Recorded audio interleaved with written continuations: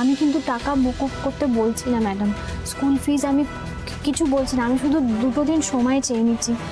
আসলে ব্যাংক থেকে বলেছে যে এই কাগজপত্রের অনেক ব্যাপার আছে, তো অনেক নিয়ম কানুন আছে, সেটার জন্য একটু সময় লাগবে, তাই 2 দিন সময় চাইছি আপনার কাছে।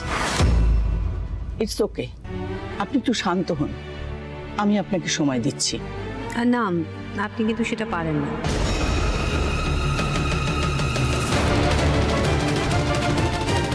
ম্যাম দেখুন, ট্রাস্টি বোর্ডের যারা মেম্বাররা রয়েছে তারা সবাই যদি এটাতে সায় না দেয়, একটা মুখের কথায় তো এটা হবার নয়, বিষয়টা তা তো সহজ নয়, তাই না? দেখুন ম্যাম, আমি কিন্তু স্কুলের ভালোর কথা ভেবেই বলছি। ভেবে দেখবেন, এই ফিজ ডিলে করার ব্যাপারটা যদি গার্জেনরা জানতে পারে বা গার্জেন অ্যাসোসিয়েশন জানতে পারে, তারা ডেফিনেটলি প্রোটেস্ট করবে, কারণ এই সুযোগ সুবিধে তো অন্য কাউকে দেওয়া হয়নি। তারা ধরুন যদি ধর্নায় বসে, তখন বিষয়টা সামলাতে পারবেন তো? মিসেস সিংহরায়, আমার কিছু করার নেই। আপনি না হয় আপনার পরিবারের কারোর থেকে ধার হিসেবেই টাকাটা নিয়ে আজকে জমা করে দিন, পরে না হয় আপনার প্রবলেম মিটে গেলে ওনাদের ফেরত দিয়ে দেবেন।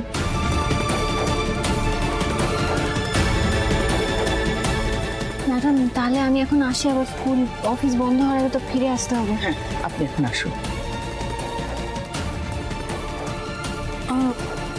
দিদি ভাই তুমি এখানে? গুড আফটারনুন ম্যাম, সরি আমি না জিজ্ঞেস করে চলে এলাম। Hello ma'am, how are you doing? আপনি আজকে স্কুলে? অ্যাকচুয়ালি ওই ঝলমল অনেকদিন অ্যাবসেন্ট হয়েছিল না, ওই আমার জানেনই তো আমাদের ফ্যামিলিতে একটা ট্র্যাজিক ইনসিডেন্ট হয়েছে, ওর জ্যাঠা মারা গেছে, তাই ওর ক্লাস টিচার আমাকে বলেছিল আপনাকে একটা অ্যাটেন্ডেন্স রিকুইজিশনের একটা লেটার দিতে, তাই ওই লেটারটাই দিতে এসেছিলাম ম্যাম।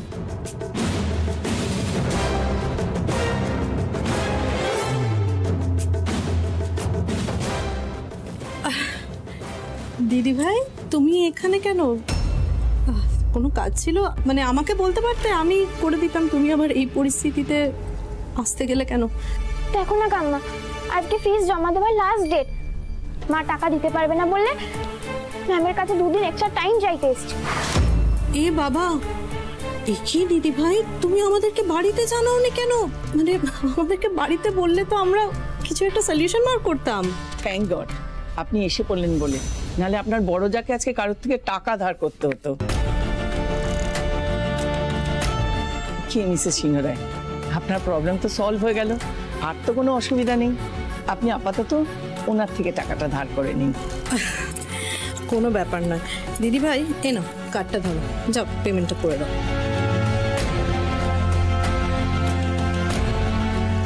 ও সরি, তুমি তো আবার ওই পিন দিয়ে কার্ড পাঞ্চ করে কিভাবে সোয়াইপ করে পে করতে হয় জানো না? না ডোন্ট ওয়ারি, আমি বুঝিয়ে দিচ্ছি তোমাকে।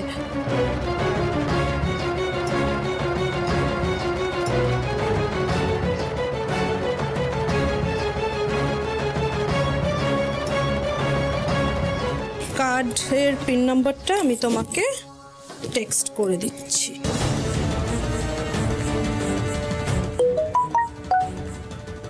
করে দিয়েছি, যাও তুমি পেমেন্টটা করে দাও। ম্যাম আমি মাকে একটু অফিসে নিয়ে যাব? শিওর, কাজ হয়ে গেলে ক্লাসে চলে যাও। Yes ma'am, thank you so much. ধন্যবাদ ম্যাডাম, আমি তাহলে আসি।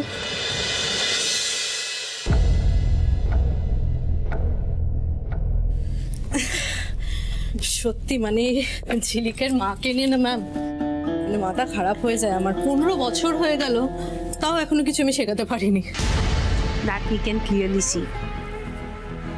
দেখ মেয়লি, কে কোথা থেকে কোন ব্যাকগ্রাউন্ড থেকে আসবে ম্যাম, সেটা নিয়ে বক্তব্য রাখাটা ঠিক না। হতে পারে উনি গ্রাম থেকে এসেছেন, কিন্তু 15 বছর উনি শহরে ছিলেন। মেয়ে এত বড় একটা ইংরেজি স্কুলে পড়ছে, অন্তত একটা লাইন ইংলিশে বলাটা তো ইউ নো। এনিওয়ে, সবাই তো আর রূপালী মুখার্জি নয় যে রোজ নিজেকে আপডেট করবে। থ্যাংক ইউ ম্যাম আমার প্রস্তাবটা রাখার জন্য।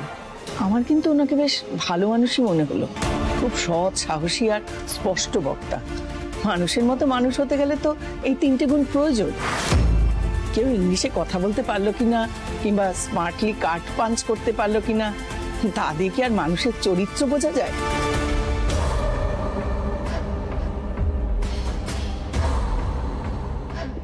এখানে এসেও ভালো মানুষের নাটক করে তুমি প্রিন্সিপালকে হাত করে নিলে। হ্যাঁ, বাড়ি চলো না, তারপর তোমার এই ভালো মানুষই আমি বার করছি।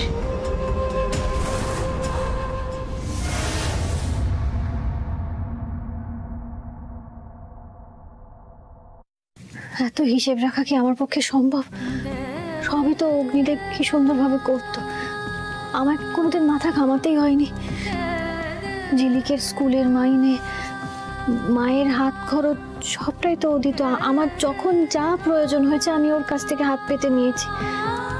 ও কত টাকা মাইনে পেত আমি তো কিছুই জানতাম না।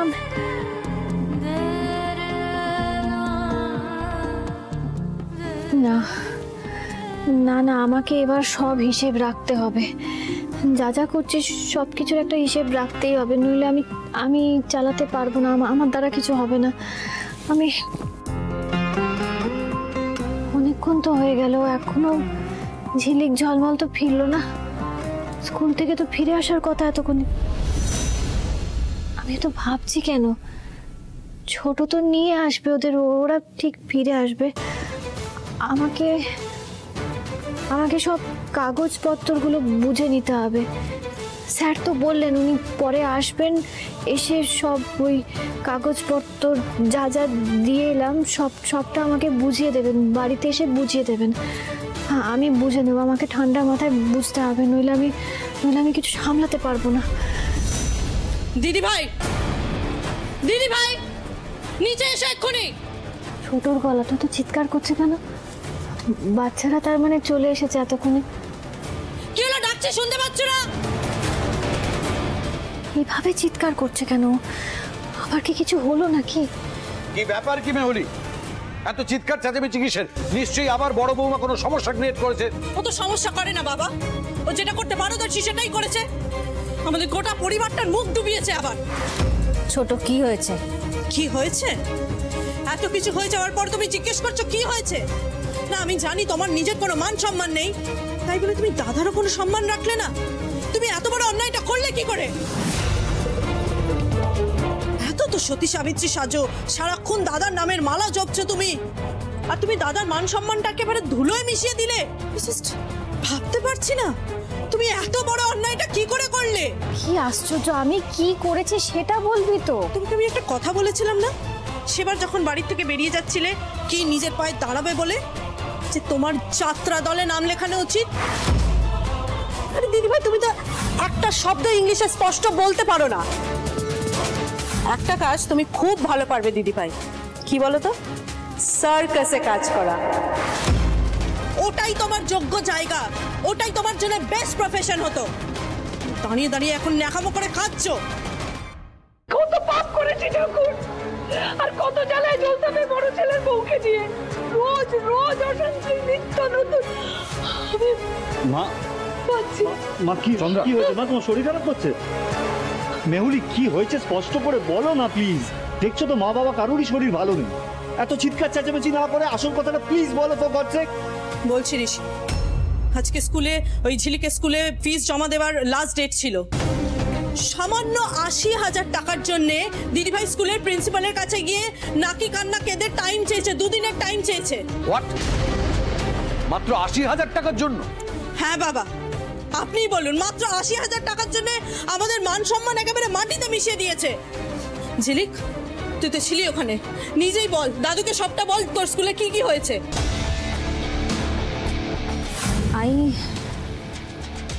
I go bank money.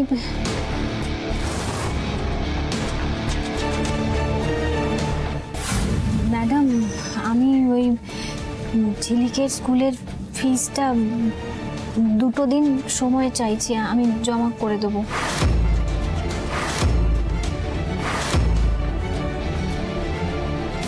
You're coming from a very well-to-do family, right? মানে গাড়ি বাড়ি, বিলাসবহুল জীবন, কিন্তু এই স্কুল ফিস দেওয়ার ব্যাপারে এতটা গাফিলতি কেন? তুমি জানো না দাদি, আজকে মায়ের জন্য স্কুলে কিভাবে আমার ফেস লস হয়েছে। সব বন্ধুরা টিফিন রেখে আমাকে নিয়ে হাসাহাসি করছিল। Like seriously? তবে যাই বলিস না কেন, আজ কিন্তু ঝিলিকের মমকে নিয়ে দারুণ ফান হয়েছে। একদম, একেবারে হাই কোয়ালিটি ফান।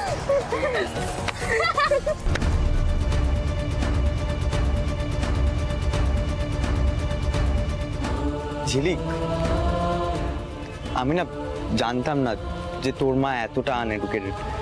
লাইক দেখ, আমি তো তোর কাকিমাকে দেখেছি, কতটা স্মার্ট বল, কি সুন্দর কথা বলতে পারে। সেই জায়গায় তোর মা লাইক হরিবল। কি করে তোর বাবা আন্টিকে বিয়ে করলো?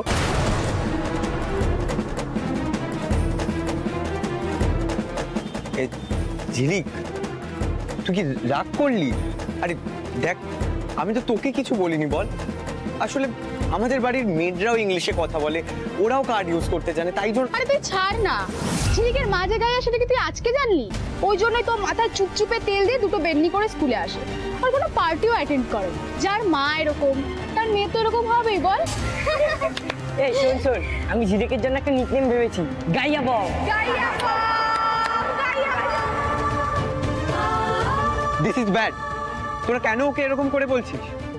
ওর মা গাইয়া হতে পারে, ও তো নয়। কেন রে, তোর গায়ে তো ফোসকা পড়ছে কেন? শোন, আমরা না ওই নামটাই বলবো, গাইয়া বং, গাইয়া বং, গাইয়া বং, গাইয়া বং। ঝিলিক, না মা, না, এভাবে কাঁদিস না। না, এই তো একদম না। আমি তোর কষ্টটা বুঝতে পারছি ঝিলিক, তোর পরিস্থিতি, তুই কতটা অপমানিত ফিল করেছিস। আসলে কি করবি বল, তোরও এমন কপাল খারাপ, এমন একটা মা পেয়েছিস, তার কোনো সেন্সই নেই। যেরকম হাই প্রোফাইল স্কুলের স্টুডেন্টের মা হওয়ার জন্য কেমন যোগ্যতা লাগে, মাটা একেবারে অযোগ্য।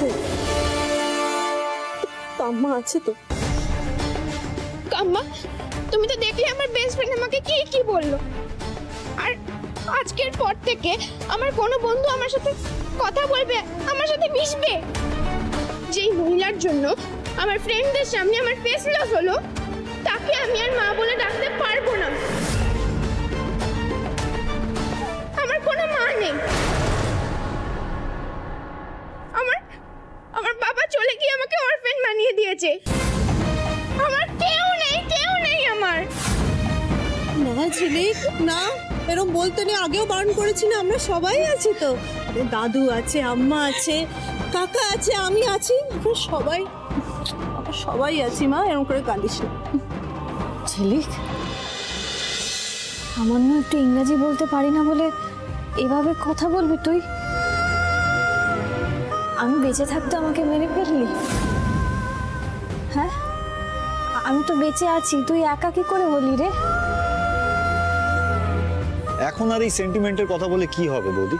সত্যি কথা তো, দাদা চলে যাওয়ার পরে ঝিলিককে, তোমার নিজের মেয়েকে তুমি সেই সাপোর্টটা দিতে পেরেছো, যাতে কিনা ওর মনে হয় যে ও একলা নয়, ওর একলা ফিলটা যাতে না আসে। উল্টে সারা দিন, রোজ দিন তুমি নাটক করে যাচ্ছ। আরে ওটাই তো পারে, কত 15 বছর ধরে আমাদের সবার সাথে ভালো মানুষের অভিনয় করে গেছে, ছেলেটাকে ভুলিয়ে আঁচলে বেঁধে রেখেছে। নাটক ছাড়াও পারে কি? এসব বাজে কথা বন্ধ করো। আমি সবার আগে জানতে চাই, এই কলতলার মেয়েটার এত বড় সাহস হলো কোত্থেকে যে উদয়ন সিংহ রায়ের পুত্রবধূ হয়ে একটা সামান্য প্রিন্সিপালের কাছে 80,000 টাকার জন্য ভিক্ষে চাইতে গেল। আমি আমার নাতনির জন্য 80,000 কেন, 80 লাখ টাকা দিতে পারি। আর তুমি এই সামান্য কটা টাকার জন্য আমার নাতনি স্কুলে গিয়েছিলে সময় চাইতে।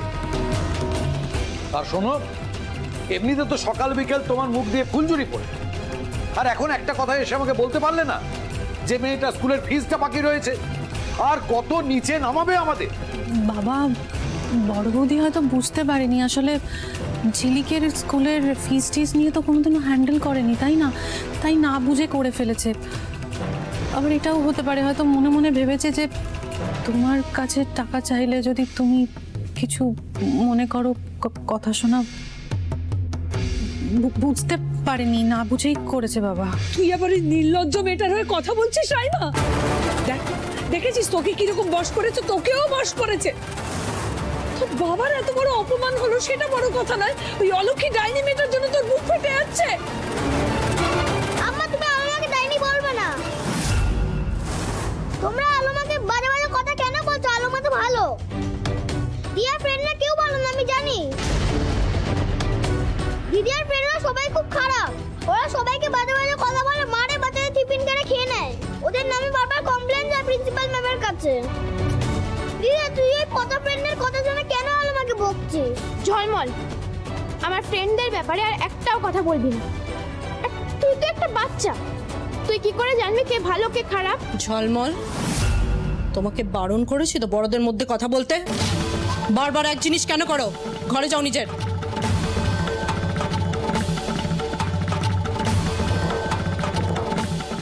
ও মাই গুডনেস, আমি তো ভুলেই গেছি ঋষি, আমার কার্ডের পিনটা আজকেই চেঞ্জ করতে হবে। কেন হঠাৎ? আরে ওই ঝিলিকে স্কুলের ফিস দেওয়ার জন্য আজকে আমার কার্ডের পিন নাম্বারটা বলতে হয়েছে না, তাই আর কি। না মানে চারিদিকে আজকাল এত ফ্রড হচ্ছে, কে জানে কখন হঠাৎ করে দেখলাম যে আমার অ্যাকাউন্টটাই পুরো খালি হয়ে গেল। তুই কি বলতে চাইছিস ছোট? তুই সবার সামনে তোর কার্ডটা দিলি, পিন নম্বরটা আমাকে দিলি, আমি টাকা তুলে ঝিলিকের অফিসে টাকাটা জমা দিলাম, মানে তুই কি বলতে চাইছিস? আমি তোর টাকা চুরি করে নেবো? হ্যাঁ, এটাও করতে পারে। ওমে সব পারে। ওর ছেলেটাকে এইভাবে মেরে ফেলে দুবেলা খেয়ে দিয়ে যে সেজে গুজে এভাবে ঘুরে বেড়াতে পারে, সে সব করতে পারে। মা, আসতে পারি মিসেস সিংহ রায়?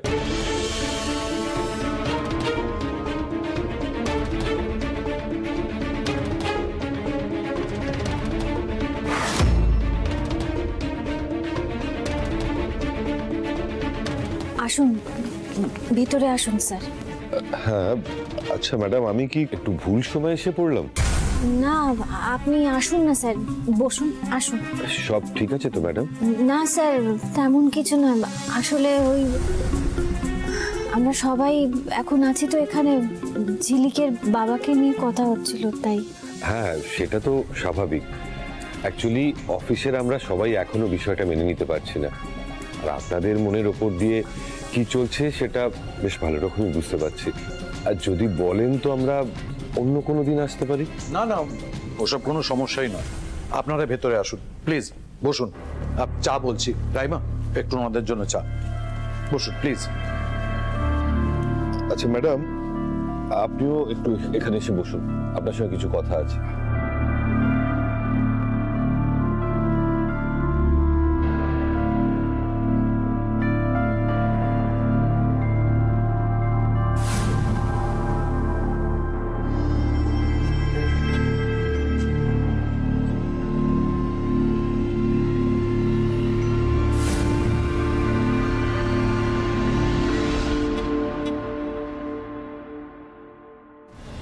এখন যে পেপারগুলো দিচ্ছি এগুলো কিন্তু খুব সাবধানে গুছিয়ে রাখবেন। অ্যাকচুয়ালি রুদ্র আপনার নামে 4টে ফিক্সড ডিপোজিট করেছিল, সব মিলিয়ে 60 লাখ টাকার এফডি।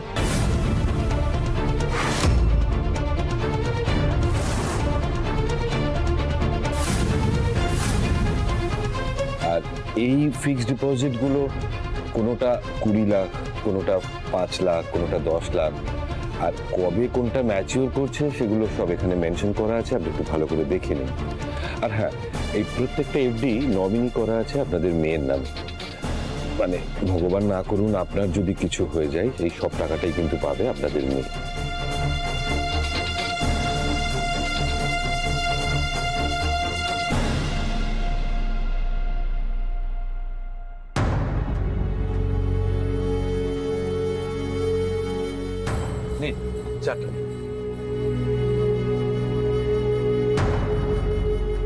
কিন্তু বৌদি, এখন আপনি এই টাকাগুলো তুলতে পারবেন না। তুলতে পারবেন কিন্তু রুদ্রদার যে সেভিংস অ্যাকাউন্টটা আছে ওখান থেকে। এখানে ওই অ্যাকাউন্টের পাসবুকটা আছে, আর এই অ্যাকাউন্টটা আপনার নামে জয়েন্ট করা আছে। আপাতত এখানে লাখ-চারেক টাকা আছে। আচ্ছা, এটা তো গেল সেভিংসের ব্যাপারটা। আর রুদ্র আপনাদের কারোকে না জানিয়ে একটা সিদ্ধান্ত নিয়েছিল ওর পরিবারের সেফটির জন্য। আর আমি জানি, কারণ এই সিদ্ধান্তটা নেওয়ার আগে ও আমার সঙ্গে ডিসকাস করেছিল এবং আমায় বলেছিল যে এই বিষয়টা যেন কনফিডেন্সিয়াল থাকে। আর রুদ্রর মনে হয়েছিল যে ওর এই স্টেপটা হয়তো পরিবারের অনেকেই ভালো চোখে দেখবেন না, হয়তো এই বিষয়টা একমাত্র ম্যাডাম জানবেন। আচ্ছা, এমন কি ব্যাপার যেটা আমরা বাড়ির কেউ জানি না, শুধু ওর স্ত্রী জানে? বাবা, আমি কিছু জানি না, এই ব্যাপারে কিছু বুঝতে পারছি না। বলছি, আমি সবটাই বলছি, আপনারা প্লিজ একটু ধৈর্য ধরুন। আকাশ। আচ্ছা,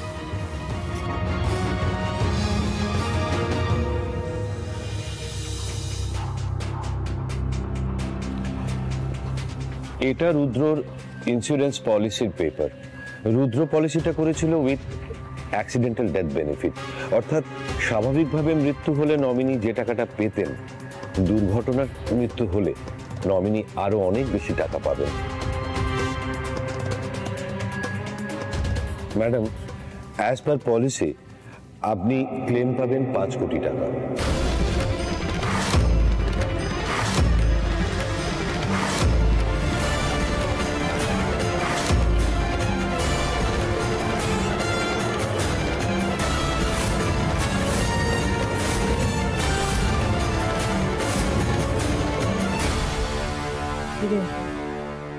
আমি বলেছিলাম না দাদা এত কাঁচা কাজ করবে না। মানতে হবে শেষ, তোর মাথা আমার থেকে বেশি ফাস্ট চলে।